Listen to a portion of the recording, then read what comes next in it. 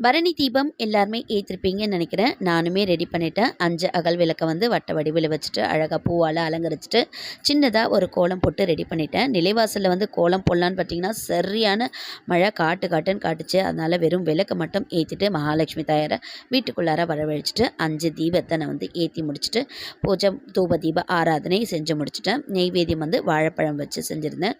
பூஜை செஞ்சு முடித்த உடனே என்னென்னு பார்த்தீங்கன்னா என்னோடய ஹஸ்பண்ட் சிவன் கோவிலுக்கு போயிருந்தாங்க. வரும்போதே பார்த்திங்கன்னா இவ்வளோ பெரிய மாலை நந்தீஸ்வரர் மேலேருந்து அருகம்புல் மாலை வந்து அங்கே அர்ச்சகர் எடுத்து கொடுத்தாரு அப்படின்னு சொல்லிட்டு எடுத்துகிட்டு வந்து கொடுத்தாரு. பார்த்திங்கன்னா அவ்வளோ பெரிய கட்டு. நான் என்ன பண்ணேன், அதை அழகாக வந்து நல்லா சுற்றி அழகாக ஒரு கிண்ணத்தில் வந்து தண்ணி போட்டுட்டு நல்லா அதை வந்து வச்சுட்டாங்க.